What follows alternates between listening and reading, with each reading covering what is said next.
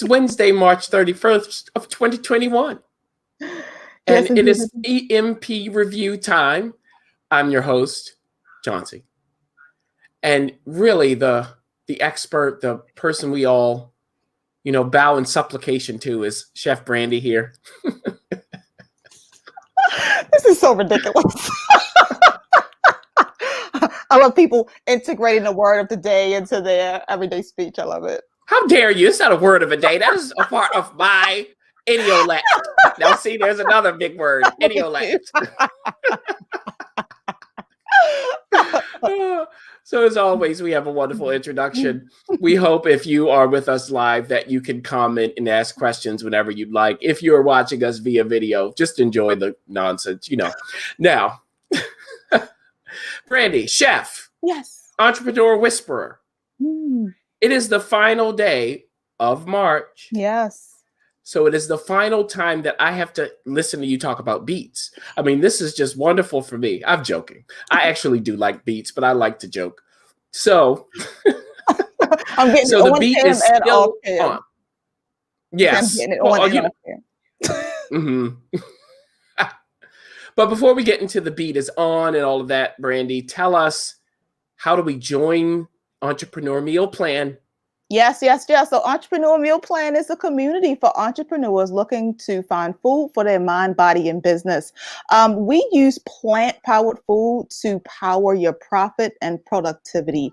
With this community, what you get is access to recipes, meal plans, fun weekly cooking demos, special events, resources, and to fellowship with like-minded entrepreneurs like yourself who have decided to do business in a way that is not going to run them into the ground as they build their legacies. For the legacies? Low price, yes, we are building legacies for the low price of $30.23 a month. No, a quarter. A quarter. Yes. And so you get to be with us. You get to be with EMP Drea, who is off cam, doing great stuff with links and so on. So with that said, okay, $30.23 a quarter. And then during that quarter, you get monthly themes. Again, this month, the beet is on. So tell us, Brandy, you're going to talk us through a beet sandwich. Now, wait a minute. Is this where you use beets in place of bread, or is it beets with bread? Beets with bread. So we're using beets in place of meat. Oh. You're talking dirty to me with that. Wait a minute.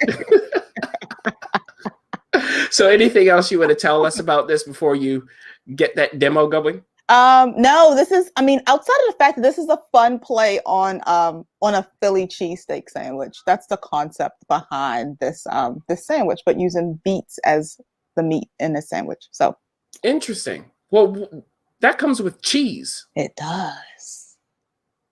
Okay, well, let's let that hang in the air.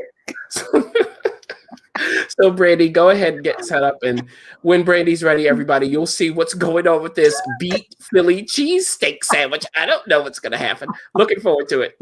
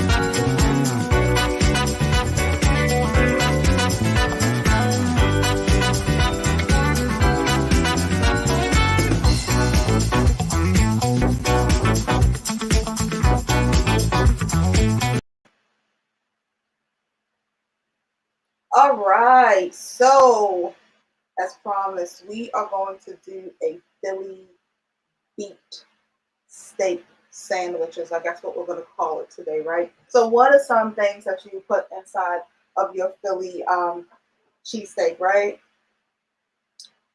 I like peppers, onions, mushrooms. I did these beforehand. Didn't seem like we needed to kind of spend time cutting onions and peppers because the real star of this dish is the beet. So as you see, this pot here has the mushrooms, onions, pepper, seasoned with a little bit of fresh cracked pepper, garlic, onion powder, and some red wine vinegar. I'm going to end up incorporating the beets into that pan once we get through those. Now, I promised that during this session, we would use a beet from the oven, right? At least I would talk you through the process of roasting it since we've been using the prepackaged beets the whole time. The challenge with that, however, is this one is still just a little too hot for me to work with. So I wanted to show you how I prep it if you're going to do a fresh beet. You literally wash it off, keep the skin on, wrap it into a little bit of foil, and throw it into the oven on about 375, 400, and you cook it until it is soft. So that's pretty much what it is. This is, like I say, too hot for me to work with. So, like every good entrepreneur, we have a contingency plan. So what's the contingency plan? Haha, these prepackaged beets, which to be quite honest, as an entrepreneur, this is probably what you're going to be using anyway, because, cooking beets fresh is a commitment, right? So, all right, we just lost sound. Hold 1 second. Timber. All right, back in business. This is the fun experience of moving through the process. Alrighty, so beets. Opening up these beets, and we're gonna slice them. Now, if you have a mandolin, you can cut them really thin with a mandolin, or if you don't feel like taking the mandolin out, you can do the same thing with your knife. So I am going to cut these thin because, like I say, we want to play around with the idea of these mimicking like a nice piece of chopped steak, or steakums, I think is the thing that you used to call back in the day. Would be what, steakums. They got steakums, lettuce with tomato. What was it? Lettuce, tomato, onion. And then depending on what region you come from, you decide if you are going to have cheese whiz or provolone cheese. Now, I don't know if you guys are cheese whiz people or provolone cheese people, but I am a provolone cheese person. So I'd be interested to hear when I get back if you're a cheese whiz person. I heard that cheese whiz is the Philly people's thing. So if you talk to someone from Philadelphia, they'll tell you that like the authentic Philly cheesesteak has to have cheese whiz, but I don't know, cheese whiz just never really did it for me. So I'm all for the provolone. So there we go. So like I say, thin slices. If you have a mandolin, like I say, you could just kind of work it through. Make sure though, if you are working with a mandolin, you are practicing safety because those things are sharp. They will take your fingers. We don't want that to happen. But you see, guys, this is like thin. We want it about this thin.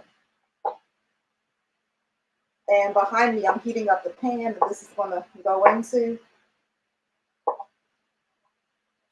I'm going to get a couple of little slices in there to go. Now, all the time, what do I talk about when we're talking about building flavor into food? We're talking about flavor, profiles, and texture.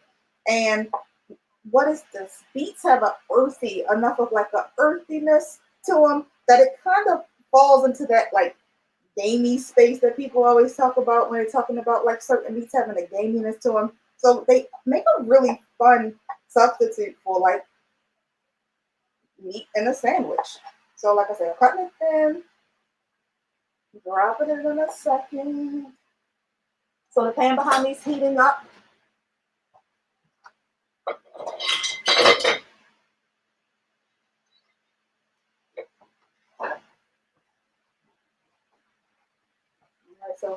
Just mixing this around. So we want to get all of the flavor onto these beets, right? I'm gonna put it back on the stove in a second, but I'm gonna throw in some things to add even more meaty flavor to this. So do a little bit of smoked paprika, our good friend onion powder,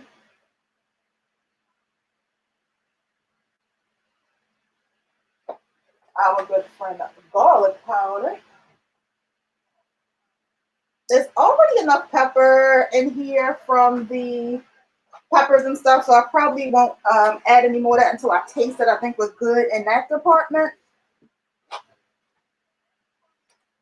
And I'm also going to throw in some liquid smoke. And just drop. Liquid smoke goes a long way.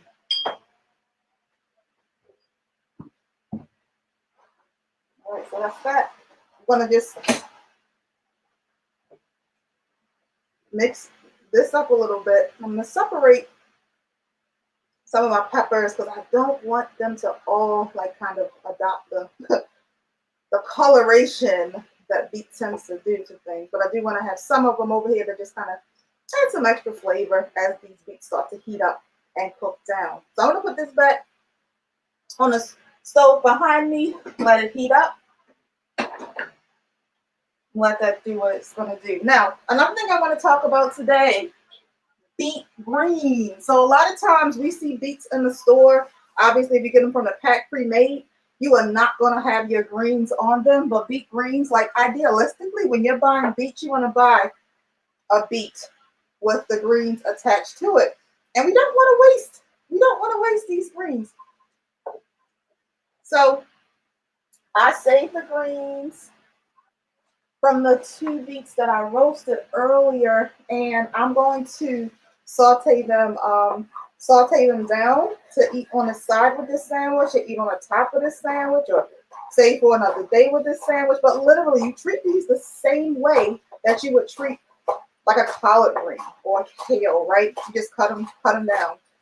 They have a ton of nutrients in them, of course, like all of these green things have a lot of chlorophyll, good old vitamin C, ton of antioxidants. Cut them down. And I like to cut down the stems too. I'm not going to cut these all the way down just yet, but I'm going to keep them. Also, just a fun fact for any mom or dadpreneurs, these things are great for teething children. So, FYI.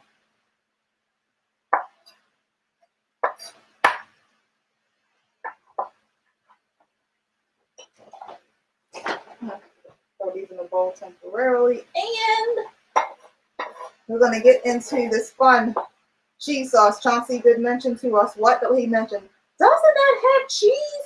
Absolutely, it has cheese. And even though I totally, I guess, semi came for the people who are into Cheese Whiz, the potato carrot cheese that we're gonna make for this one does mimic that that Cheese Whiz cheese a little more than a provolone. So you know. Now, how do we make this? Right here, just simply have some carrots, onions, and potatoes that were boiling. About to put those in the blender. Give me 1 second.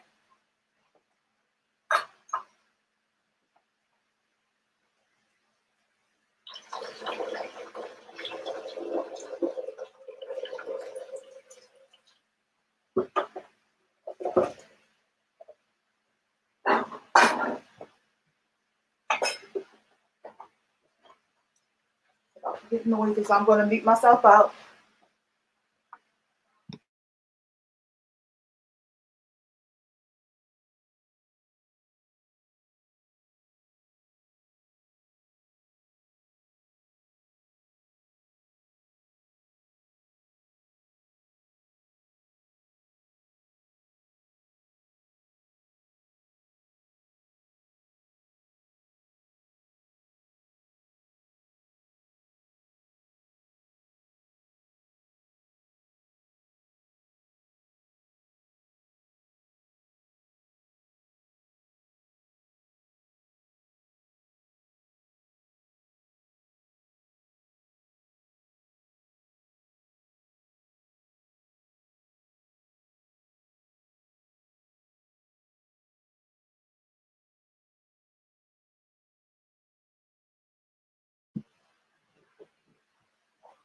All right, so we got this good old cheese sauce base. How do we build in flavor to a cheese sauce base? Now, what we did was we took, you see how the consistency of this is very cheesy.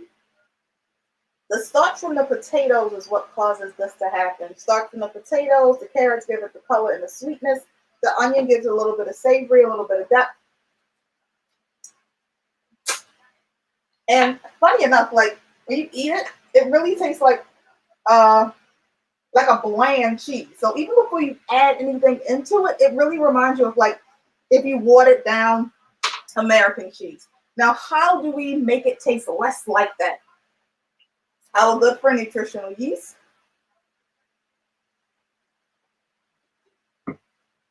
onion powder,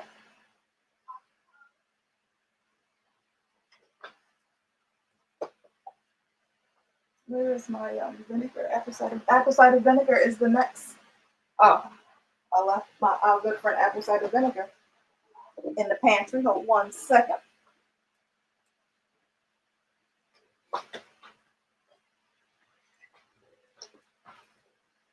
Good friend apple cider vinegar to give us a little bit of tang,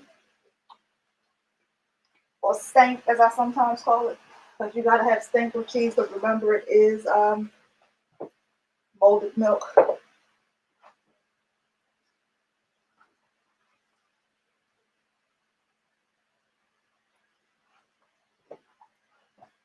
Let's just stir that in. Now, what's fun about this is that as it cools down, it gets more stretchy, and it's really interesting to kind of see how this works. So right now, because it's so hot, I mean, you still have that kind of nice, like stringy cheese consistency, but once you let it get cool, it gets like congealed, literally like kind of cheese, and you can actually slice it. So just a little fun fact about this cheese, and it is the potato starch that's making this happen. This is also a great nacho cheese. You can make like a really nice faux queso with this potato carrot base.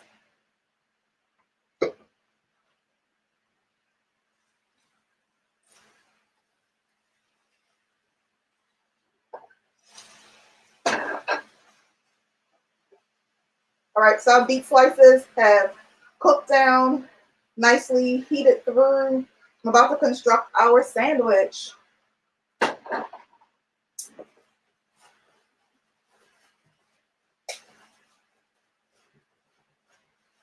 I actually found a whole wheat hero, hoagie, sub, depending on what part of the world you come from. And just kind of cut this down the center.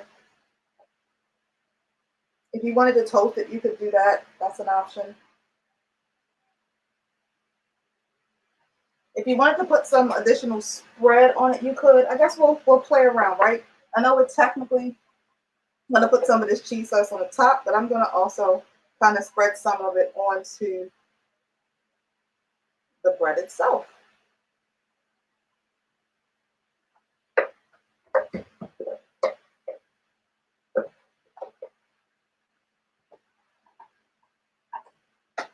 I'm gonna drop in the beet steak pieces.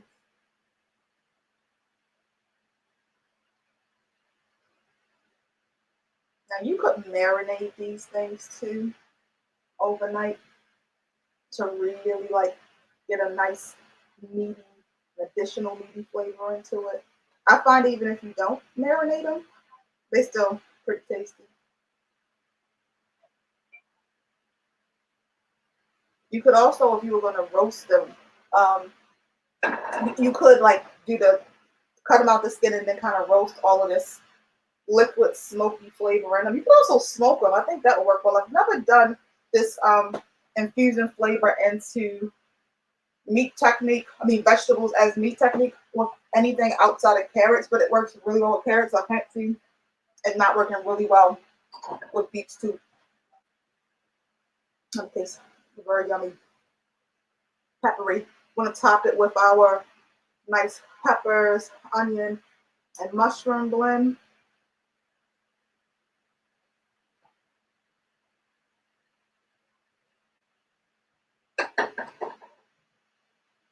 Then we're gonna finish it with a little bit of cheese sauce.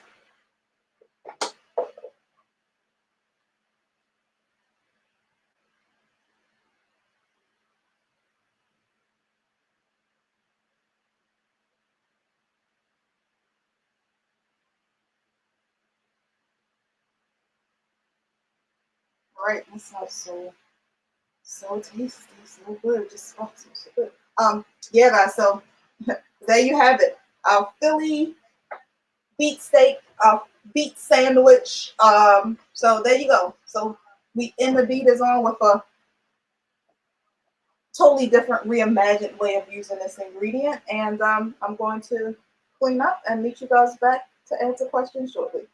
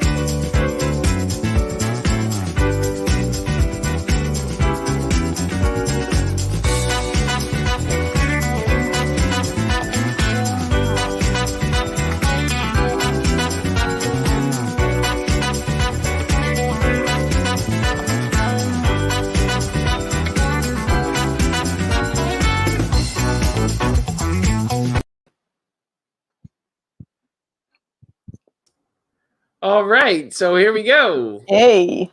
Hey. Hey. So, question from Christine. Hey, Christine. Hey. So, Brandy, here's the question.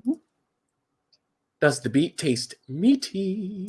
It does. So it tastes meatier the longer that you actually let the like everything kind of cook together. So if I was kind of making this not for a demo, I probably would have let it cook a little slower so that liquid smoke, that smoked paprika, that garlic, and that onion powder kind of really infuses in it, because it's really about the texture that you're getting from the beet and then that flavor that you're building into it. Good. Yeah, I like that. Keep the questions coming. If you have more, just type them in and we'll get to them.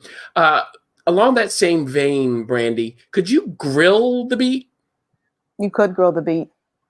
And then put it into the pan ingredients? Yeah, you could. Yeah, I would recommend you slicing it thin, though. It would take a long time to grill a beet. Mm-hmm. Yeah. Yeah. Yeah, because I was thinking grill it, maybe sear it. Yeah. Like if I have a flat, like if I do it like on a flat top, you like literally you prepare it like how you would do a like how you see like cheesesteaks, right? Where like they got them on a griddle, they got the water spray thing, or it's probably oil, I don't know what it is, but like the little spray that they put the top on it so that it steams and the cheese melts like that. And that same concept, if you really baby it a little bit, you end up really it gets so much closer to meat than you would imagine. Very interesting. Now, EMP Dre is asking, is it possible to overcook the beet? Will it get mushy? That's a good question. I have never seen an overcooked beet. Is it possible? I'm sure, but they take so long to cook that I don't know if I've ever seen them overcooked. That's a great question. I don't know. I've never seen a mushy beet though. We'll have to get the worst cooks in America on that. I'm sure they can figure out a way to overcook. Cook a beet, right? So going back to the top of the dish, Brandy, to start, did you just throw the mushrooms, onions, and peppers into the pan all together to cook, or did you layer them one at a time? I put the mushrooms. No, I put the peppers and onions together until I cut the mushrooms up, and then I put the mushrooms on top and then let them cook together. Gotcha. So there was a little bit of sweat going for the mushrooms got in there. Now, during that phase, did you season it with anything? I seasoned it with crushed black pepper, garlic powder, onion powder, and it's like this blend, this no salt peppercorn blend that I have that has a bunch of stuff in it that I can't remember every piece of it. I think it has like not orange peels. That one has lemon peels in it. So that one had those types of spices in it. But the Oh, interesting. core, Okay. yeah, with the pepper corn.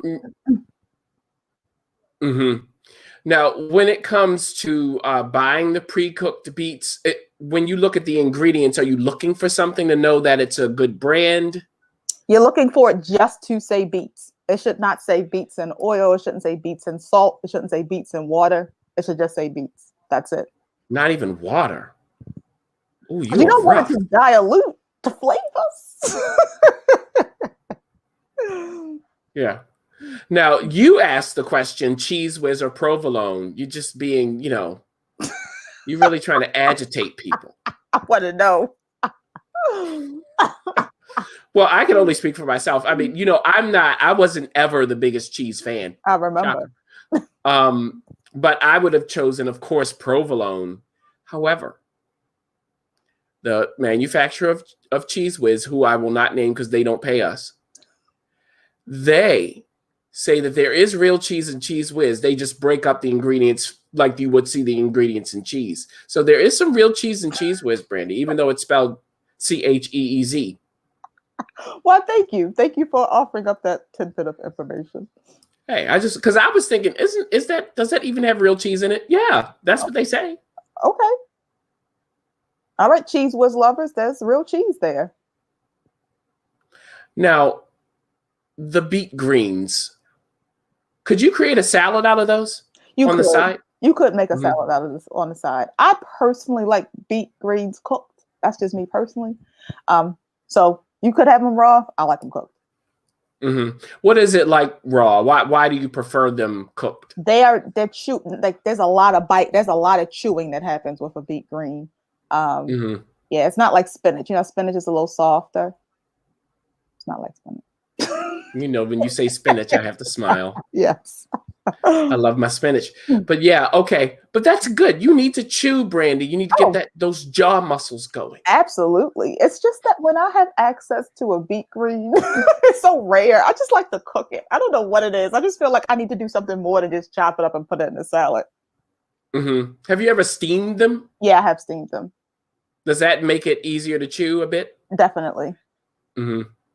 Interesting. Okay. So while we're coming to a close, if you have any final questions, remember, type them in. But here's my final question to you, Brandy. What are some other ways to use that cheese sauce? Oh, yes, that good old yummy cheese sauce. So I love making it because it always lasts like so many freaking recipes. So my favorite ways to use it are like a layered nacho dish. So I'll do nachos, black beans, cut up tomatoes, cut up onions, peppers, jalapenos, and then like the cheese sauce, and then like layer them and then put them into the oven, and they're like really yummy that way. It's also really nice just as a dip, like if you just take it to like dip stuff into like anything that you would dip cheese on. Like I was never a big cheese and broccoli person, but if you're a cheese and broccoli person, it works really good with that. It also works good for the creamy stovetop version of mac and cheese. So you're not baked mac and cheese on its own. Like you could use it in baked mac and cheese with like not the cashew cheese that I like to combine it with. But if you just want to do one of those like Velveeta shells and cheese type mac and cheeses, it works really great for that. Oh, wow. Okay. So looked great. And of course, we'll end with a picture of that wonderful cheese steak on a plate. So before we get to that, Brandy, wrap it up for us. Tell us about Entrepreneur Meal Plan. Give us that quick spiel, as you call it. Yes, indeed, guys. Thanks so much for joining us for the Entrepreneur Meal Plan review. Every week, we bring entrepreneurs together who are interested in powering their businesses, powering their profits and productivity with plants, right? Entrepreneur Meal Plan is all for people who are looking for food for their mind, body, and business. Our membership offers you up recipes, it offers you meal plans, it offers you shopping lists, access to these weekly cooking demos, our special events, our resource center, and just an opportunity to be around people who are also interested in building a legacy that they'll be healthy enough to enjoy when they're all said and done. All of those things come for only $30.23 a quarter. Yes. So that sounds great. And with that, everybody, next Wednesday, the next time we have EMP review, that's April 7th, we will begin at 4:30 p.m. Eastern time. And at that time, it's a new month, so it's a new theme, which is Carrot On. Uh-oh. We're moving up in the world. So in the meantime, everybody, as always, we sign off by saying, please do life and business well. Thanks, Brandy. See you next time, my friend. Thanks, Charles. Take care. Bye-bye.